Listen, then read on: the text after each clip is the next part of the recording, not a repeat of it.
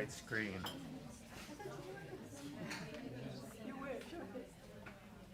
What's the difference between what? The two Reagan. Well, The published it. yeah, this one. Oh, yeah, totally.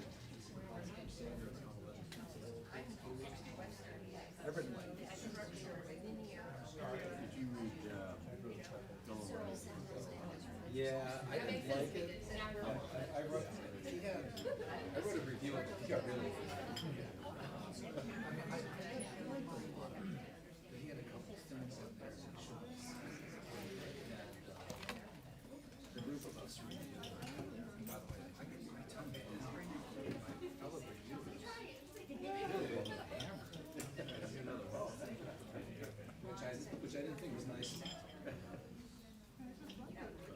Hi, let's begin with a prayer. We prayed this prayer yesterday, and I think after hearing the last couple of presentations, this would be appropriate today. In the name of the Father, and the Son, and the Holy Spirit, please Amen. join with me.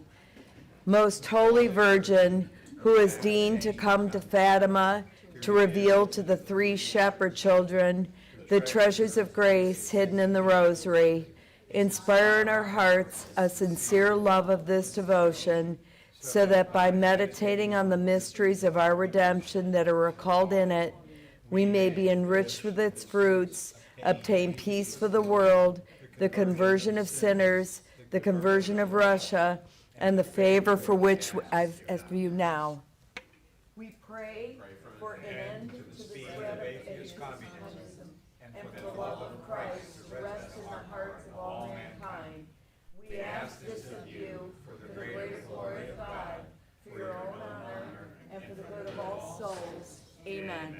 In the name of the Father, and the Son, and the Holy Spirit. Okay, we're going to bring Dr. Kengor back up, and he's going to talk about the Pope, the President, and a bishop, the Untold story. Please join me in warmly welcoming Dr. Kengor for his final talk.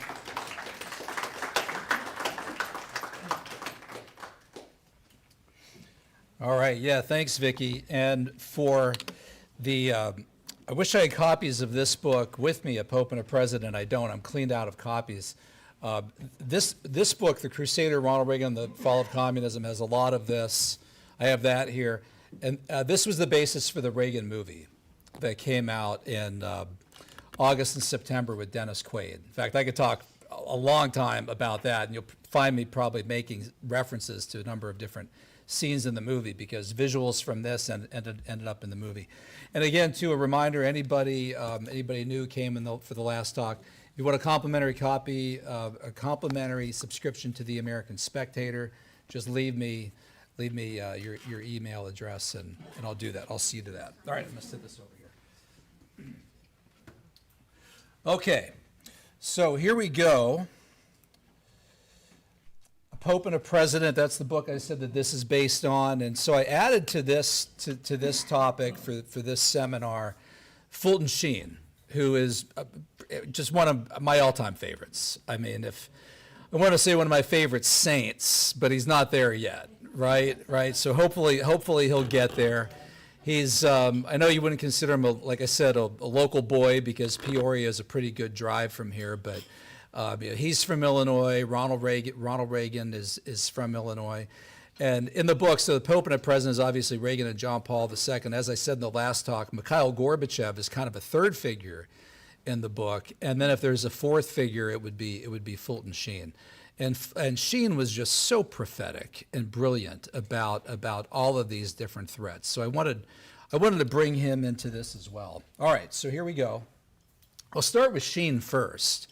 And Sheen chronologically was born before all three of them. So Sheen was born in 1895, and Ronald Reagan was born February 1911, John Paul II in May of 1920. In fact, somebody pointed out today that our next Holy Father's first Sunday homily will be on the birth of John Paul II.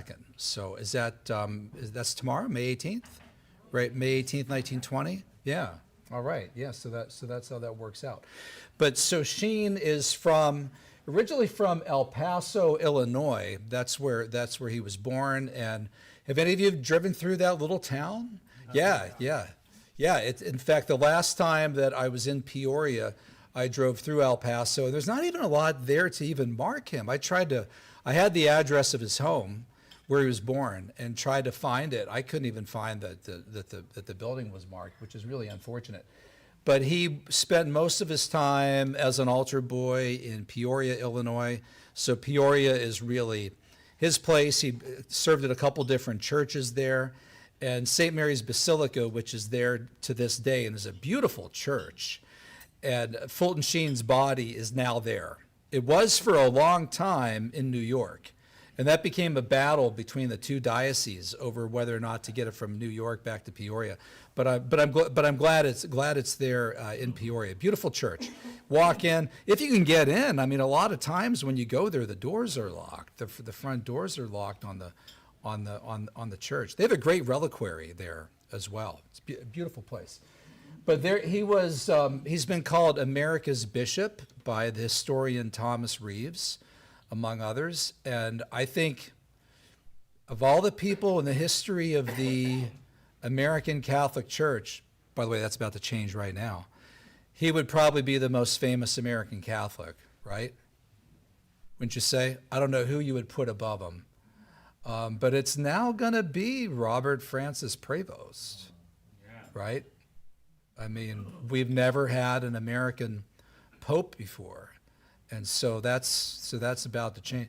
Hard to believe it. Kind of makes me sad anyone could eclipse Fulton Sheen as the most famous American Catholic ever. But there you go. He was on the cover of Time magazine. He was a TV star.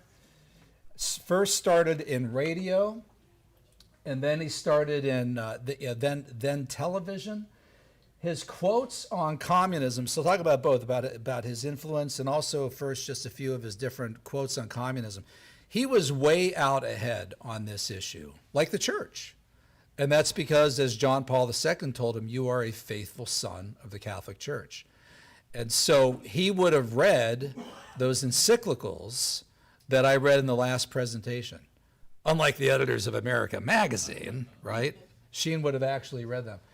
And at the time, he was dealing with, in the late 1930s, not just the Soviet threat and Joseph Stalin, but also the fascist threat and the Nazis. So in 1939, August 23rd, 24th, 1939, that night, Hitler and Stalin came together. Actually, Hitler himself wasn't there, but it was in Moscow. Ribbentrop, the foreign minister of Germany, went to visit with Molotov, the foreign minister of the Soviet Union, and Stalin was there, and the three of them met, and they signed something called the Hitler-Stalin Pact, the Hitler-Stalin Non-Aggression Pact, also known as Molotov-Ribbentrop. And they agreed there on a mutual invasion of Poland, Karol Wojtyła's Poland. And that would commence exactly 7 days later, September 1st, 1939. From the west, the Germans came in, and then 2.5 weeks later, September 17th, 1939, from the east, the Soviets came in and divided up what Ronald Reagan would call the martyred nation of Poland, the martyred nation of Poland. Fulton Sheen had seen this coming. And he said, among his other quotes, there's not a vast difference between them, meaning between Stalin and Hitler, between the Soviets, the Bolsheviks. Because a lot of people, including American communists, said, oh, I mean, Hitler's a monster. Stalin would never possibly ally with him. No way. Especially American communists who were Jews. I mean, for them, this was just a horrific betrayal. The fact that Stalin would join up with Hitler to launch World War II, which would lead to the Holocaust. Sheen said there's not a big difference between them. What class is to Russia, race is to Germany. What the bourgeois are to the Russians, the Jews are to the Germans. And this is an important distinction. Both Nazism and communism are based on hatred. Nazism hates you based on your race and ethnicity. So they will eliminate you, liquidate you, kill you based on your race and ethnicity. The communists hate you based on your class. In fact, M.Y. Latsis, the first head of the Cheka under Lenin, said, what are we doing? We're exterminating the bourgeoisie as a class. The first question we ask is not to what race does he belong to, not which ethnicity does he belong to, but which class does he belong to. That defines the fate of the accused. So they were both mass murderers, one based on ethnicity, one based on class. Sheen said, as Americans, we are not concerned whether a dictator has a long mustache or a short mustache. That would be Stalin or Hitler, right? Or whether he invades the soul through the myth of race or the myth of a class. We are concerned only with the fact that there has been an invasion and expropriation of the inalienable liberties of man. Hitler and Stalin were both gangsters, two gangsters, both assassins of justice. One killed for race, one for class. The anti-God regime is always the anti-human regime. I love that quote. And by the way, you could apply that not just to the Nazis and the communists, folks, right? The anti-God regime. What's that? Skin color. Yeah, skin color. The two dictators were the modern equivalents of Pilate and Herod. They were both Christ haters. Because again, at the time, so many people said, oh, they'll never come together. The Nazis, Hitler, they hate the communists. They hate the Bolsheviks. They went after communists in Germany. No, they'll find a way to come together. And Sheen was not surprised. So Sheen was a radio star. He would talk about this on radio. He would talk about it on television. There he is in New York behind the camera that made his TV show so famous. What was it called? TV show? Life is Worth Living, which you can watch on the web today easily on YouTube. EWTN still carries it regularly. It made the guy a household name. He won an Emmy for that show. That was the most popular show on television. Knocked off Milton Berle, knocked off Frank Sinatra. One of my all-time favorite speeches at the Emmy Awards, he comes up to get his Emmy, and he says, I'd like to begin by thanking my writers, Matthew, Mark, Luke, and John. Just great. The guy was so witty, so smart, so funny. But he said here, Marx was not first a communist and then an atheist. He was first an atheist and then a communist. That's right. We went through that. Communism was merely the political expression of his atheism. So good. Only Sheen made these connections at the time, still to this day. Soviet communism, this is one of my favorite Sheen quotes, had put before the world a dilemma, an apocalyptic one. They have thrown down the gauntlet to the world.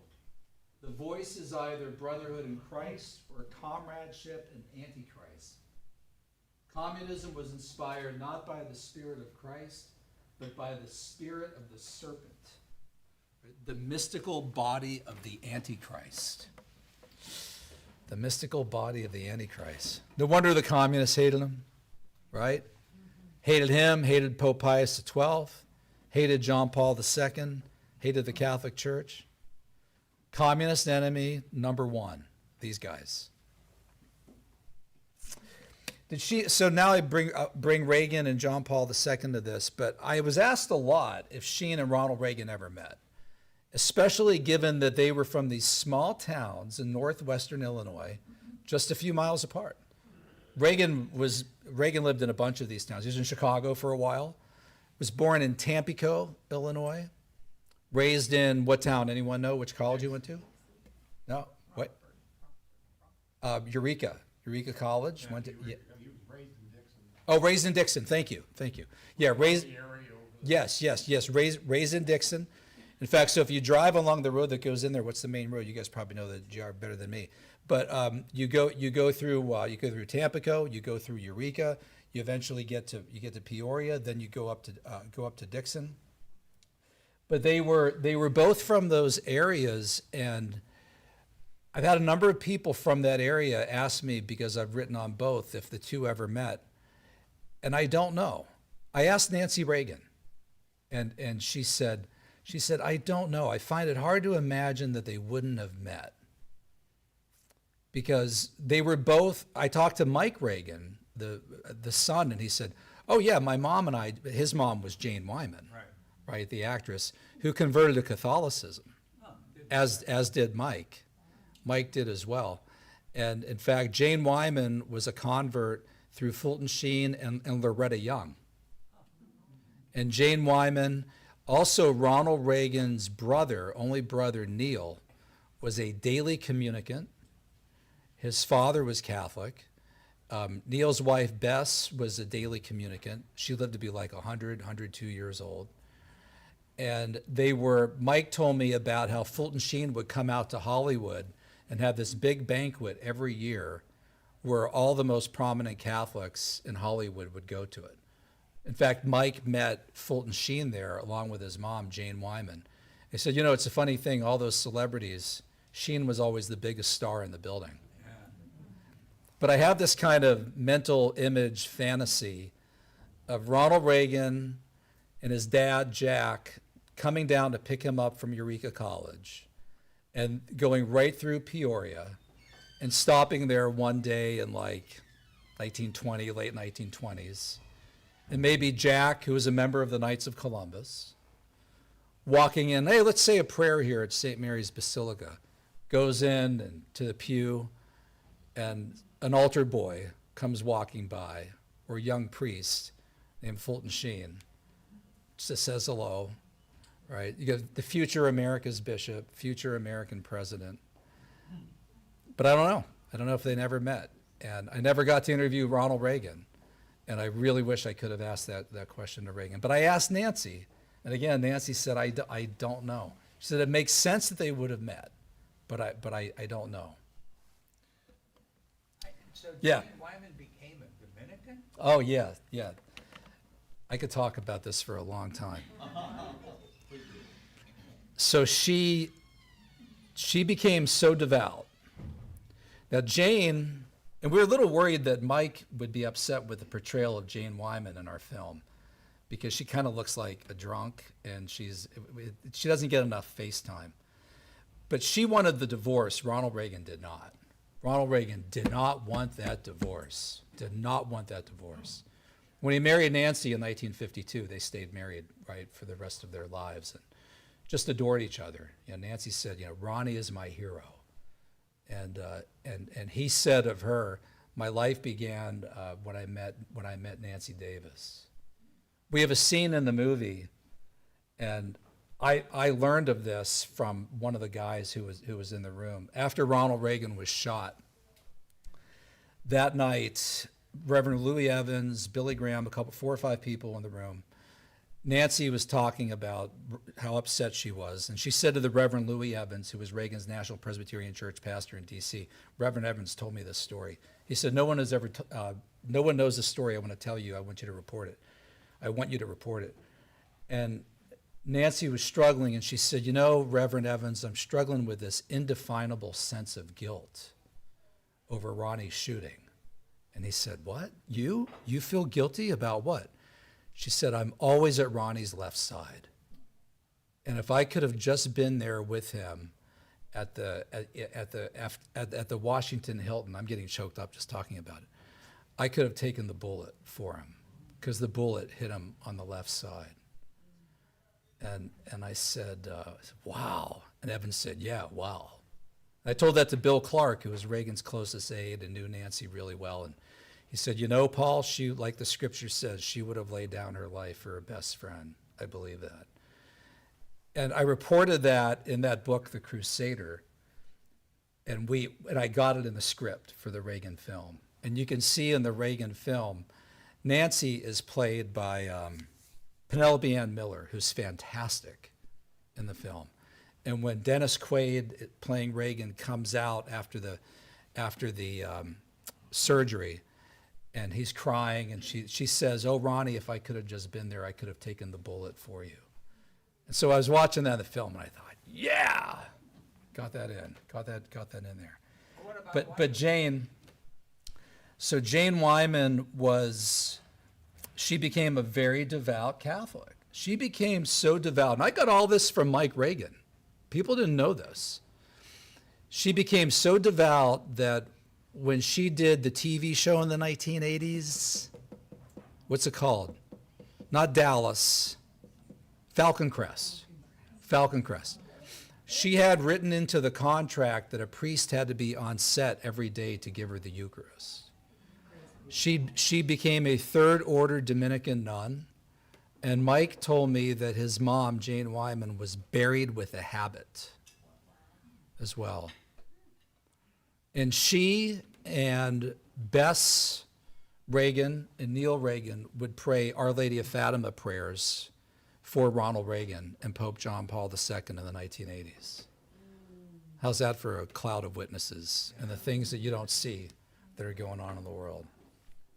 Yeah. So I don't know if Reagan and Sheen met, but these two met. And they met in the final months of the life of Fulton Sheen on October 2nd, 1979, St. Patrick's Cathedral. Sheen was so weak at that point, and when he met John Paul II, who at that point had been Pope for about a year, Sheen dropped to his knees, and John Paul II said, "No, don't. Stand up, stand up."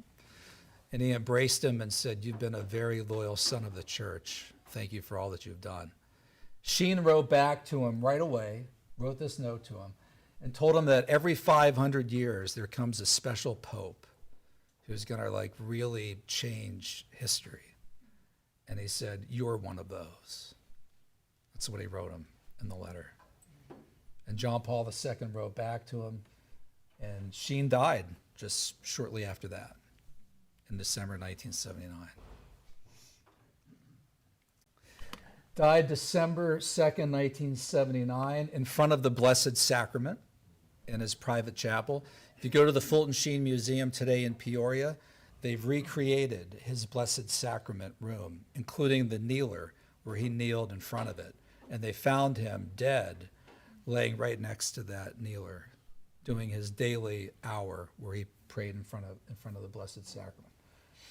So he did what he could to raise awareness in the world to the horrors of communism. And now here he's kind of passing the torch. He's right in between. John Paul II comes in October 1978, Ronald Reagan, November 1980. So I see Sheen as kind of passing the torch to these two. All right, so that brings us to Karol Wojtyła, born May 18th, 1920. Picked by the conclave October 16, 1978. The previous pope was named John Paul, right? Yep. How did he come up with that name? It's the first one in history to be called John Paul. John 23rd and Paul VI. Good, very good. John the 23rd and Paul the 6th. It's an unusual thing. It didn't typically happen, right? Benedict the 16th, picked that from Benedict the 15th, Leo the 14th from the 13th. So he picked John Paul. Angelo Racchelli was his name, and he was pope for only 33 days. Unexpectedly died. So now they have to hold another conclave already. And on the eighth ballot, they picked the first non-Italian pope in 455 years. I mean, the pope was supposed to be Italian. It's kind of odd right now that we're 4 in a row that have the Italians thought that they were going to get one again this time. Pizzabola, Parolin, or somebody like that. My money was on Pizzabola, actually. Although, by the way, Robert Francis Prevost has some Italian roots on his father's side. And he is a total mutt mongrel, like all of us probably in this room, right? I mean, he's got a little bit of everything. He even has apparently some black lineage from like Creole, Hispanic, Haiti, Dominican Republic. His mother's maiden name was Martinez. But this is the first Slavic pope ever and the first Polish pope ever. Remember the prophecy to Faustina, divine mercy, right? Out of Poland will come my spark. A spark will come out of Poland, right? It will be a sign of the end times. So the Cardinals pick him. He is completely stunned by this. He's completely shocked. His immediate response to this, he uttered the Italian phrase, which was basically the equivalent of, what the? What are they doing? What are they doing? He's not the only one that's stunned. The Soviets couldn't believe it. The head of the KGB, Yuri Andropov, telephoned the KGB chief in Warsaw and said, how could you possibly allow the election of a Polish pope? And the guy's like, I don't have any influence over that. What are you talking about? Typical of the communist dictators, right? Couldn't you stop this? Well, no, it's a conclave, man. It's the Sistine Chapel. College of Cardinals. They go in and they lock the door. Karol Wojtyła's reaction, translation, what have they done? And then 6 days later, he gives his first homily, October 22nd, 1978, where he tells them, be not afraid. Tells the world, be not afraid. But Moscow here is very afraid, very afraid. They know this is not good. That's Leonid Brezhnev, the leader of the Soviet Union at the time. He immediately calls the communist head of Poland. That's not the actual phone call, but I found on YouTube a picture of him with a phone and his shirt off, so I had to make fun of him. Any chance I can to make fun of a communist leader is great with me. But he immediately, John Paul II, they asked him, where would you like to go first for your first foreign visit? And he said, Poland. They said, well, Holy Father, I mean, I don't know that you could do that. That's kind of provocative. The communist world would be really upset. And he said, Poland, Poland. In fact, a number of times his orders would be, tell Cardinal so-and-so or whatever that if he wants to remain a cardinal, he has to learn to pound his fist on the table to the communists. He said, no, I'm going to Poland. I'm going to Poland. Word gets to the Soviets, and Brezhnev immediately telephones the Polish Communist authorities and says, reject that order, reject that decision. Tell the Pope that he can't come. And the Polish Communist Party chief says, I can't do that. I mean, the Pope's Polish. My people are Polish. How am I going to do that? And Brezhnev actually says to him, come up with an excuse. Tell the Pope he's a smart man. He could say, I'm going to be sick on like 6 months from now. I'm going to be sick 6 months from now. And he says, I can't do that. And then he tells him, well, you better not regret this. You better not regret telling him yes. We were talking a few minutes ago. Pope Francis never went back to Argentina even one time. First Latin American Pope ever, first native son of Argentina to become Pope, never went. And George Newmayer told me he wouldn't, because George told me he would have been booed, would have had a negative reception. Really? And I told George, I said, no way, George, you just hate Francis. And he said, you wait and see. Never went back. I mean, John Paul II went back to Poland numerous times. But Bergoglio never went back to Argentina. I think it's one of the most stunning things about his papacy. I pictured him going back as a hometown hero, the whole country going crazy. It never went back, not even one time. So he goes back June 2nd through 11th, 1979. Film documentary, and this has been done, called 9 Days That Changed the World. Massive crowds, hundreds of thousands, 5 million. Gives his first talk. Lech Walesa said, he came to Poland, and the 20 who followed me were suddenly 10 million. Lech Walesa, the head of the Solidarity movement in Poland. So it was a greater miracle than the multiplication of the loaves and the fishes. First talk he gave was in Victory Square, and they had all warned him, including the cardinals around him, Casseroli, being a diplomat, like Parolin with China. Yeah, don't say anything, Holy Father, that could antagonize the communists. Okay, don't, please, all right? Don't say anything political. So he gets up there and he says, Christ cannot be kept out of the history of man or any part of the globe. And then he said this, there can be no just Europe without the independence of Poland marked on its map. And the Soviets just flipped. He was not supposed to say that. But he said it. So that's a shot heard in Moscow right there. Ronald Reagan's reaction to this. I interviewed Dick Allen, who was Ronald Reagan's first national security advisor. Reagan, he was watching with Reagan in Santa Barbara on television at Reagan's ranch. They were watching footage. They were there all day talking about foreign policy, and Reagan said, hey, let's go turn on the evening news. By the way, anybody younger in this room, right? In those days, that would have been like ABC, CBS, NBC. You had like 5 channels on TV. That was it. So you turn on the evening news, and they're watching footage of this massive outpouring of affection for John Paul II. And Allen looked over at Reagan, and he said Reagan had tears in his eyes. And he said, Dick, that's it. The Pope is the key. The Pope is the key. The Pope is the key. We got to find a way to get elected and reach out to the new Polish Pope and the Vatican and make them an ally. So for Reagan, that was a game changer.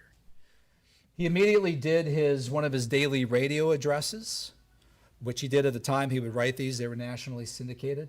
Talked about this massive crowds that came out to see John Paul II, 400,000, 500,000, 1 million, 5 million. Said the Polish people lived under the Nazis, then they lived under the communists. They had been told that there was no God. Now with the eyes of all the world on them, they've looked past those menacing weapons by the Pope, who said, be not afraid at this moment. Will the Kremlin ever be the same again? He said. So will any of us ever be the same again? And Reagan was never the same after this. Reagan already at that point is thinking, I want to win the Cold War. I don't want to just get in there and manage it and trade with them and have treaties with them. I want to reverse the Soviet empire. But how do I do that? How do I do that? Well, then the College of Cardinals gets together, the conclave, and picks a Polish Pope. Right out of the one country in the entire communist bloc where the Soviet war on religion totally failed. Totally failed. Talk about the work of the Holy Spirit. First non-Italian Pope in 455 years. And they pick him from Poland. That's my buddy Bill Clark, who was Reagan's closest advisor, the guy who I said was like a grandfather to me. I became his biographer. He knew right away, he believed that Poland could be the linchpin in the dissolution of the empire. So picture the communist bloc, B-L-O-C, like a block of wood, right? B-L-O-C-K. And Poland's right in the middle. You put a wedge in there and you hammer that wedge, and it can just split the whole block from top to bottom. So that's why Reagan said the Pope is the key, the Pope is the key, the Pope is the key. Poland is the key. So now all they need to do is win the presidency. Not easy to do, right? And all the new Pope has to do is survive. So there we go. A few months after this, November 13th, 1979, cold day in Moscow. 9 Soviet comrades from the Central Committee in the Soviet Union. And I found out about this document from John Kohler, who got it from the Italian Secret Service, SISDE, S-I-S-D-E. They got together to try to decide what to do about this menace in Rome, this Polish Pope. What are we going to do about this guy? We've got to get rid of this guy. The document says, use all possibilities available to the Soviet Union. That's a country that's killed 60 million people. That's a scary thought right there. To prevent the course of policies initiated by the Polish Pope, if necessary, with additional measures beyond disinformation and discreditation. SISDE, the Italian Secret Service, wrote at the bottom of the document. This is from Kohler. Kohler wrote this. In layman's terms, this was an order for assassination, foreshadowed by what they called the need to get physically close to the Pope. And that's not so the Soviets could kiss his ring. SISDA says, a document found in Moscow points to plan for the physical elimination of JP2. Yeah. I mean, they wouldn't do that, would they? We know what they thought of Pius XII. They called him Hitler's Pope. We know they did to Cardinals Mindszenty and all these other folks. They wouldn't actually try to kill the Pope, would they? All right, get back to that in a minute. Just for a minute. Yeah, just... They put the Canadian Cardinal Schlippe in jail Yeah, for decades. yeah. Well, all right, hold that thought. Ronald Reagan has to get elected. Look at that. November 4th, 1980. Won 44 out of 50 states against Jimmy Carter, the incumbent president. Carter, who became the longest living president ever, right? Just died. 44 of 50 states. Won the Electoral College 489 to 49. How many states did Reagan win in 1984 when he got reelected? 49. 49. Won the Electoral College in that one 525 to 13. Reagan twice won my home state of Pennsylvania, New York, New Jersey, Massachusetts. Twice won California. What's the only state he never won? Minnesota. Minnesota's weird. It's just, you go, once you leave like the Northeast, right? And in between the West Coast and the East Coast, it's like all red. Except, well, Illinois, right, because of Chicago. But Minnesota's just this outlier that kind of makes no sense. We should give it to Canada. Pennsylvania, we want to give Philadelphia to New Jersey, but we can't pull that off. All right, so Ronald Reagan is sworn in January 20th, 1981. That's his mother Nell's Bible. It's open to 2 Chronicles 7:14, where the passage that reads, "If my people turn from their wicked ways, I will heal them. I will heal the land. I will heal my people." And Nell Reagan had written in her Bible, Reagan's mom, a wonderful verse for the healing of a nation. And when Reagan got sworn in, he had her Bible open right there. I told the people at the Reagan Library like 20 years ago, I said, you need to get like an exhibit where you have Nell's Bible open to that. And they did it. So it's there, it's open to that.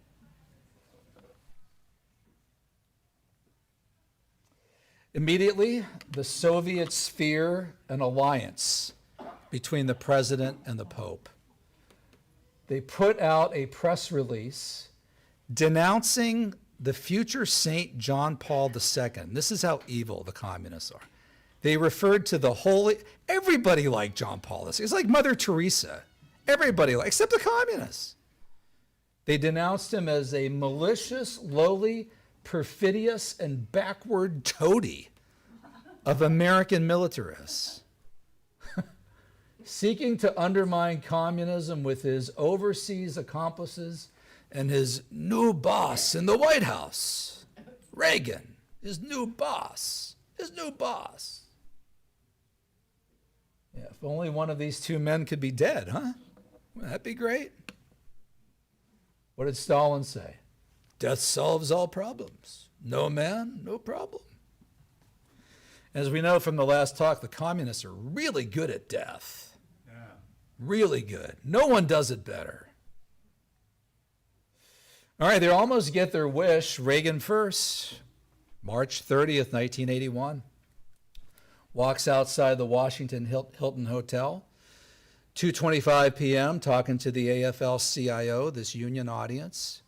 Walks outside. Who's waiting for him? What's the name of the guy? John Hinckley. Just recently let out of wherever he was, right? Not really, well, confinement, mental institution, sort of. Walks out. John Hinckley is standing there in the corner. He's got this gun called, he's got 22, which shoots 22 Devastator bullets, which explode on impact. He's not working for the Soviets. He's just trying to get the attention of Jodie Foster, the actress. It worked. Got her attention all right. Starts firing. Reagan lifts up his left hand to kind of wave to the audience. This is what Nancy said, if I had only been on his left side. One of the bullets ricochets off of the car tire, spins, flattens like a dime, a jagged dime, goes underneath his jacket, and lodges within just a few centimeters of the main aortal valve. Could have very, very easily bled to death. The doctors at first can't even figure out where the bullet entered. And then one of the doctors takes off the shirt and puts it up under a light and looks and sees a tiny little slit underneath the shirt. And they figured out that's where it went in. Reagan is immediately rushed to the hospital. Jerry Parr, the Secret Service agent, thrusts him in the back of the car,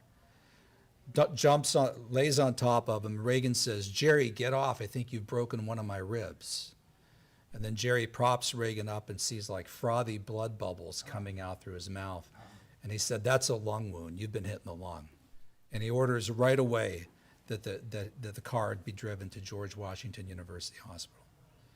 Reagan is laying there, and before he goes out, he says to himself, he wrote this in his diary, "My mother Nell always told me to forgive." And he told Reverend Louis Evans told me this, he said, "I had this strong sense that if I didn't forgive this confused young man," as Reagan put it, "who shot me, that I would not survive." So he's looking up at the tiled ceiling before he goes out. And he says to the group, "I hope you're all Republicans," right? And he looks up at the tiled ceiling and he forgave him. He said, "Isn't that the meaning of the lost sheep? I prayed that he would find his way back into the fold." So just pure grace, charity, mercy. Reagan survives. He should have bled to death. Got an enormous amount of blood transfusions.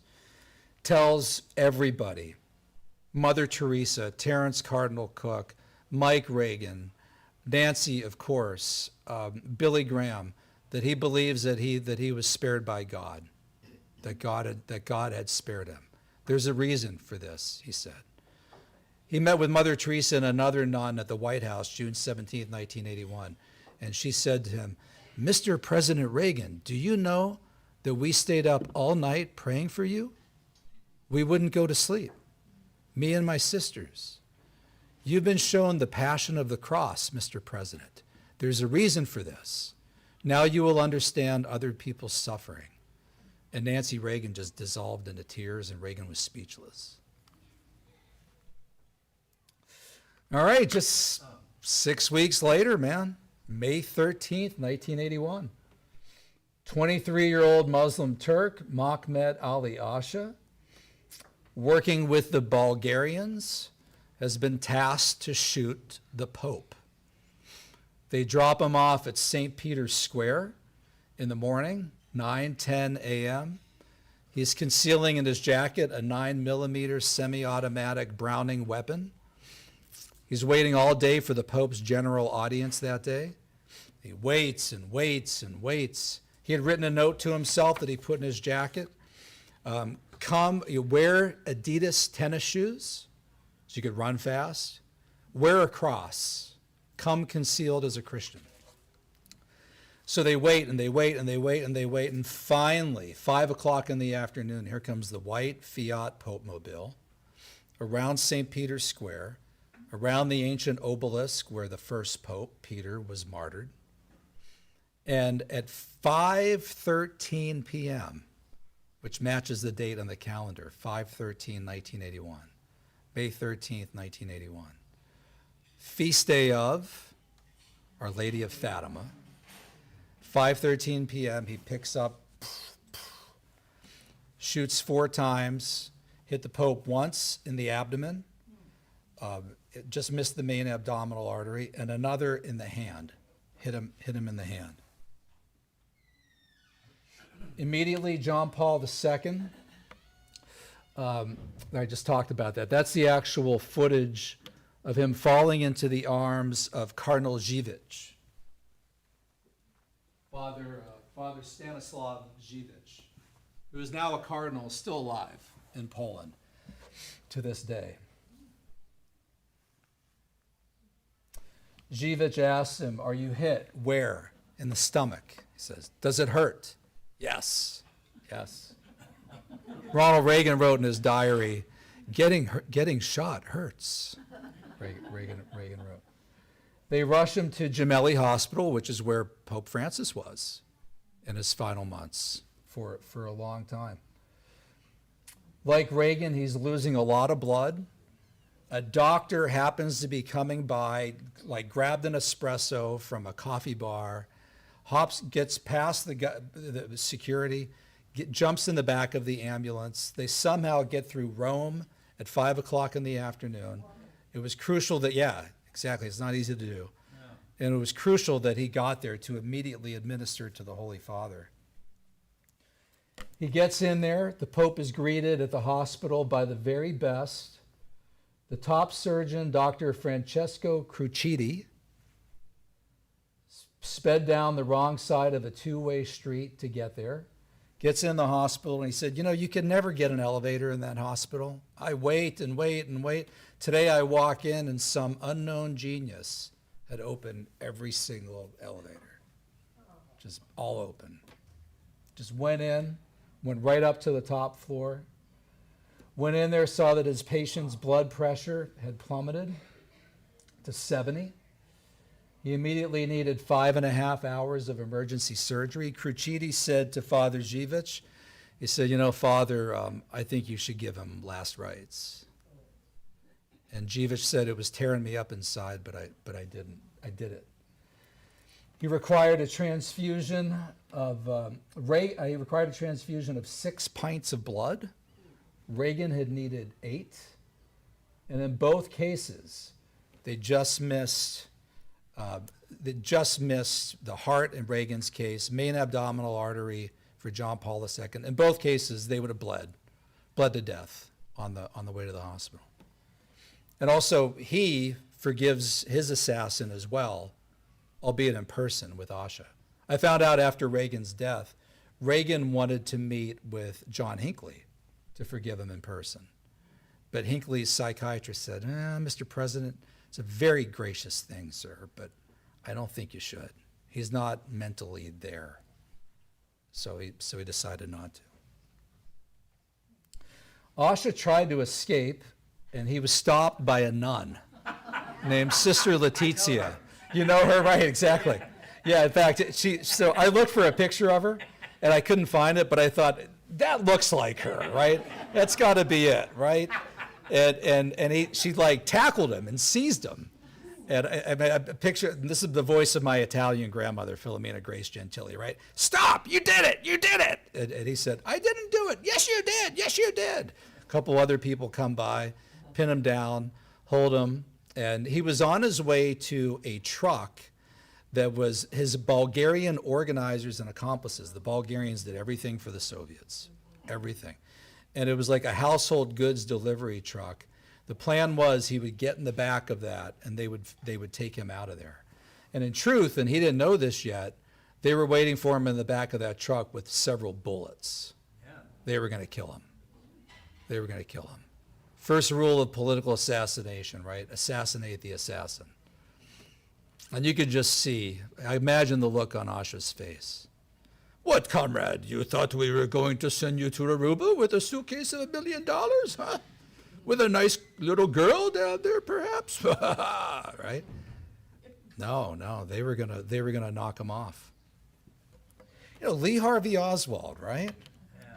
I mean, walking out on the way to the courthouse, and everyone's wondering, what's he gonna say? I'm a patsy, right? It wasn't just me. And then here comes Jack Ruby and plugged him right there. So you never find out from Oswald. And then Ruby dies in prison. Now, I could talk about that for a long time. Reagan immediately sent off a telegram to the Pope and told him, Your Holiness, I have just received the shocking news of the attack on you. All Americans, right, join me in hopes and prayer. Our prayers are with you. Called Cardinal Kroll, Cardinal Cook. Dick Allen, the guy who sat with him in the Reagan Ranch a couple years earlier, Said Reagan asked me every day how the Pope was doing. How's the Pope doing? How's the Pope doing? It's interesting, the Soviets wanted to keep these two apart. Now they had just made them really tight, really tight. Reagan said to him that, I don't have that quote there, but Reagan said to him, I'm now somebody who quite acutely understands the pain that you're going through, right? We have a shared pain and a shared suffering. They meet June 7th, 1982 at the Vatican. Reagan had wanted to meet with him as soon as possible. And already after the November 4th, 1980 election, they're planning in December 1980, before he's even inaugurated yet. How do we get together? How do we get together? Reagan is inaugurated January 20th, 1981. How do we meet with the Pope? How do we meet with the Pope? How do we make this happen? First 6 weeks, all kinds of stuff is going on. Dick, Allen, can we meet with the Pope? And then, bam, Reagan is shot, March 30th. And then all of a sudden, boom, JP2, shot, May 13th, 1981. Reagan gives a commencement speech at Notre Dame, of all places, May 17th, 1981, 4 days after the shooting of the Pope. Then Solidarity Movement, martial law, Poland, December 13th, 1981. They finally meet at the Vatican, June 7th, 1982. Time magazine would later call it the Holy Alliance.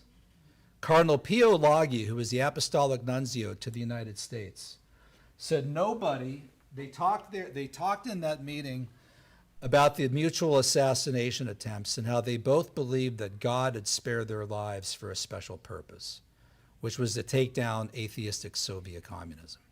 Reagan said to him, "Hope remains in your country, Poland. We working together can keep it alive. If we can keep the solidarity movement alive, this could be the wedge to split the whole communist bloc. Poland, Holy Father, your country is the key. Your country is the key." Pio Laghi said nobody believed the collapse of communism would happen this fast on this timetable.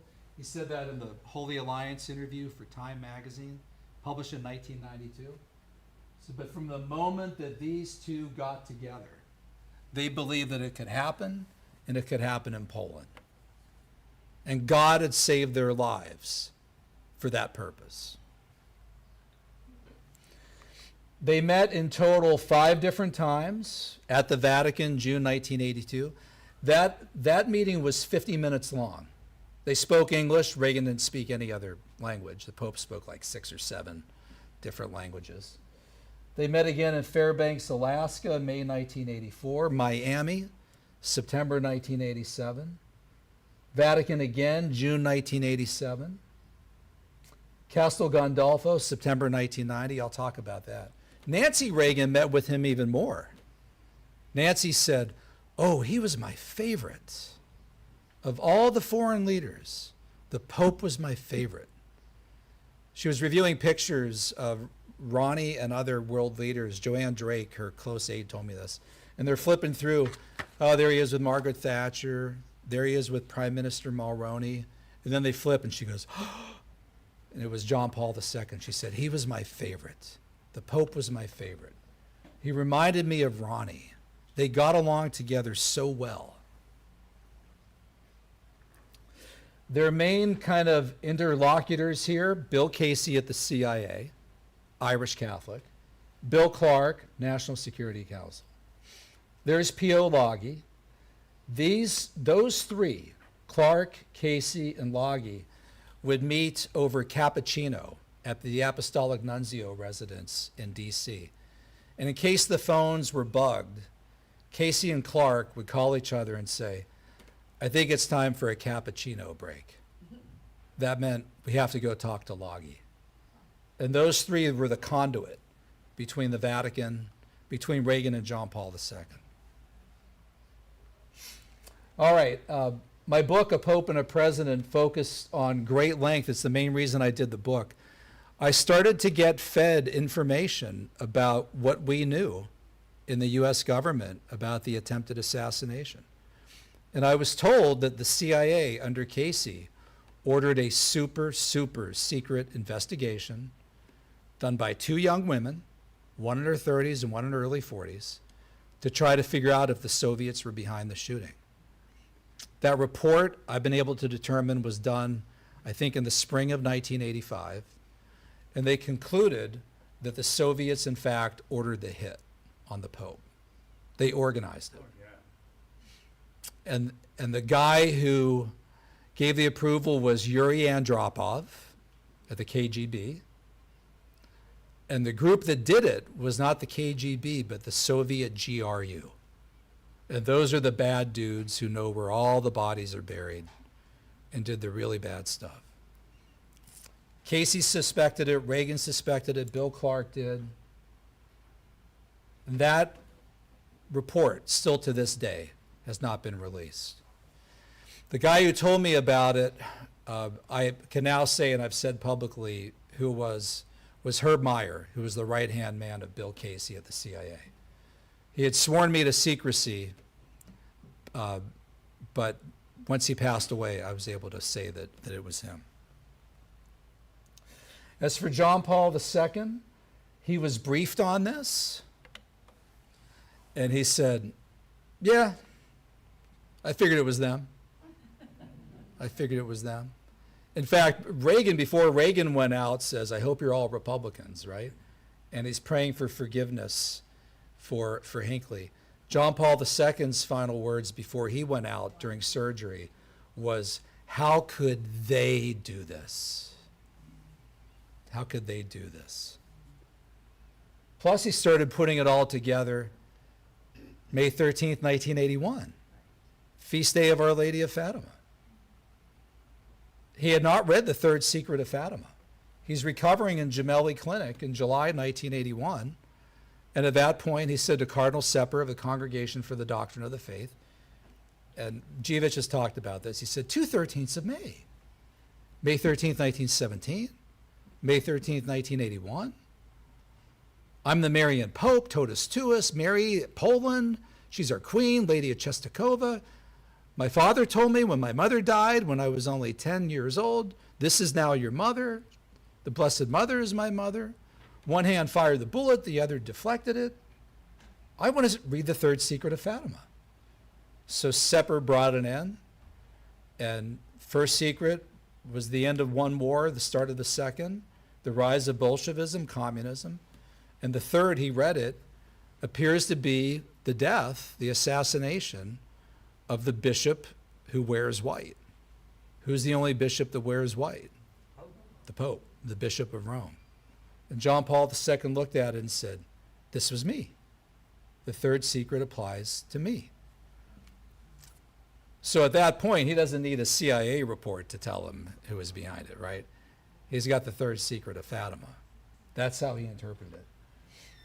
He was our ambassador to the Vatican under George H.W. Bush. Thomas Malady said, Holy Father, would you like us to release this information? He said, no.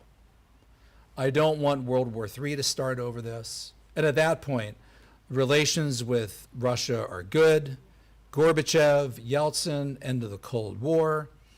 And plus, the communists, they'd be like, oh, yeah, I say that we killed him. Where's the proof, right? Would have just denied it. And he said, what's done is done. I survived. Communism is being defeated.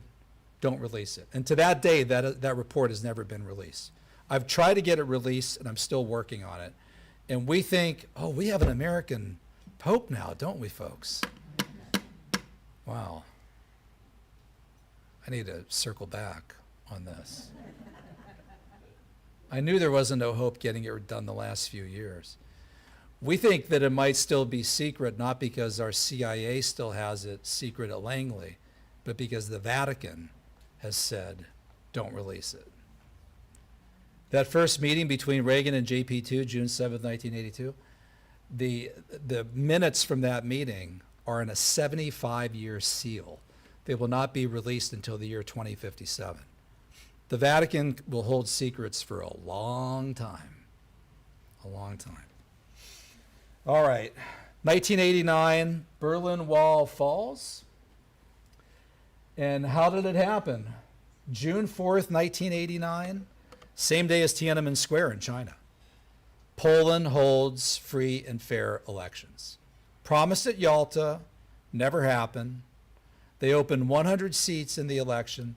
The communists lose 100 out of 100, which is why communists never hold elections, because they always lose. Mikhail Gorbachev said when the elections happened in Poland, I knew it was all over. Berlin Wall fell just a few months after that. The Cold War was over.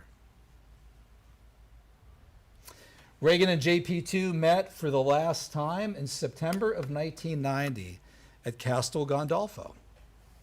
The only thing I could find on this in the entire English-speaking world was like a 2 or 3 sentence little blurb in the USA Today. The two met, talked, Pope said, God bless America, that was it. I asked Nancy Reagan about it. I said, tell me, give me some details. Oh, well, you know, we loved the Pope, Ronnie and I. He was a lot like Ronnie. You know, Ronnie called him his best friend. I love the Pope. Yeah, but what did they say? Did you talk about the end of? Yeah, we talked about all those things. She said, I can't remember anything specific, but it was just a warm, wonderful meeting of old friends. Just a warm, wonderful meeting. And they probably thought they'd see each other again, but they never did after that. Ronald Reagan died on June 5th, 2004. It's interesting, Reagan's body was in outstanding physical shape, but his mind was gone because of Alzheimer's. John Paul II's body was completely gone because of Parkinson's, but his mind was sharp. He had that frozen face which Parkinson's people get. John Paul II, President George W. Bush went to Rome and awarded him the Presidential Medal of Freedom on June 4, 2004. And John Paul II mumbled through his tight face, send my best to President Reagan or Mrs. Reagan. And the very next day, Ronald Reagan died, June 5, 2004. There's Nancy. If you guys have seen the end of our movie, where we have Nancy stroking the casket and talking, there's not a dry eye in the house when that scene shows.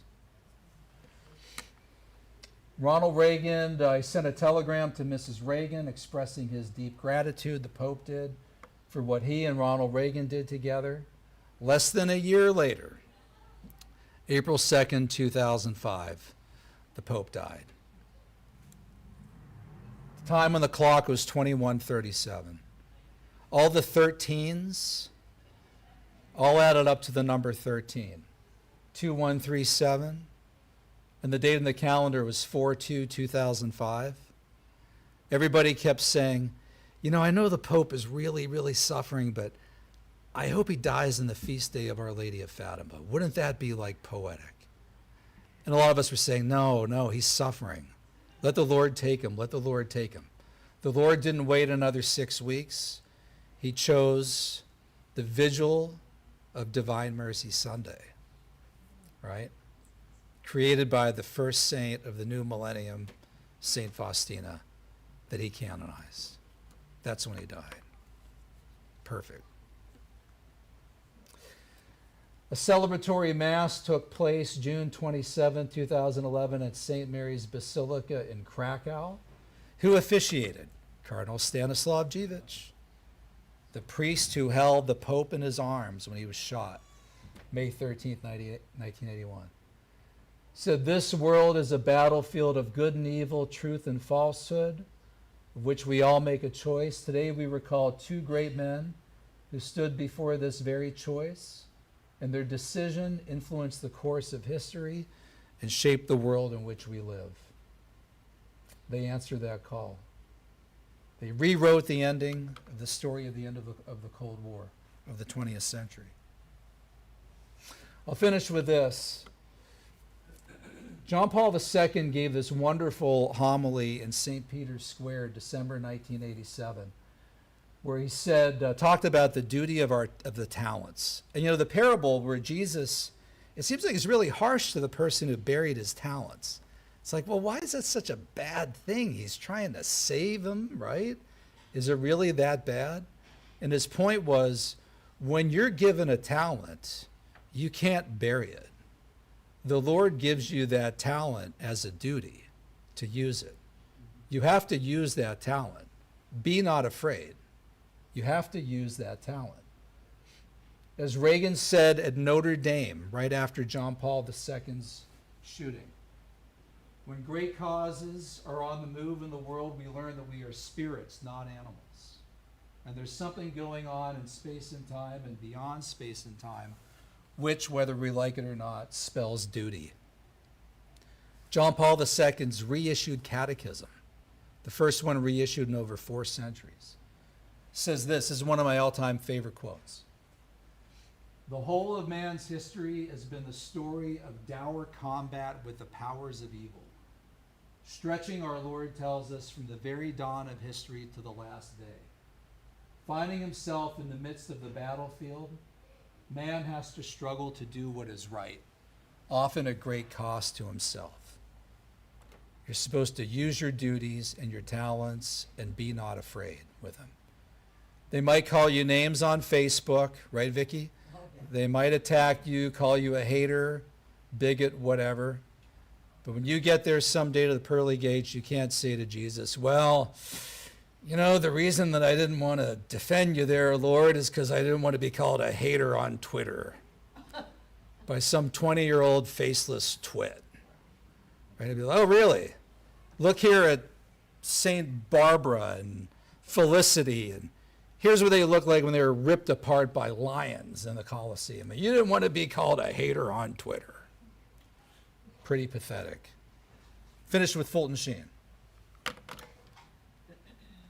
The refusal to take sides on great moral issues is itself a decision. It is a silent acquiescence to evil.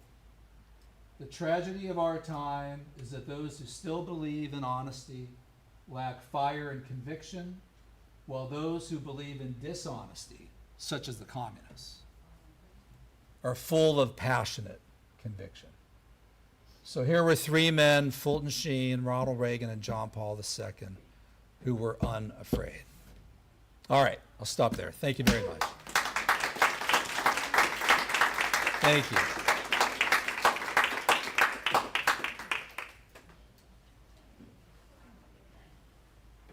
I don't know about you, but did you walk away feeling absolutely ignited? Yeah.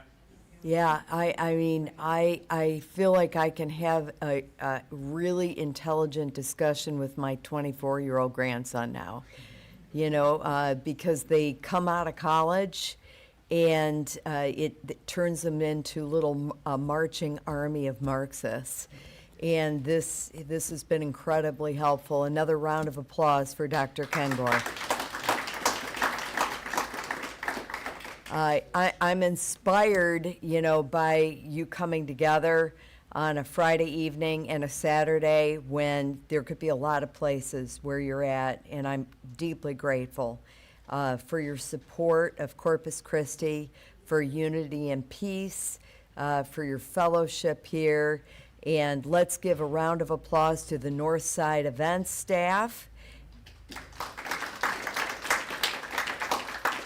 and those who supported us, our donor, and those who contributed your gifts today. One last round of applause. All right, so this is our last opportunity before we pray the Divine Mercy Chaplet to purchase your books and get those signed, and I'll be in the back.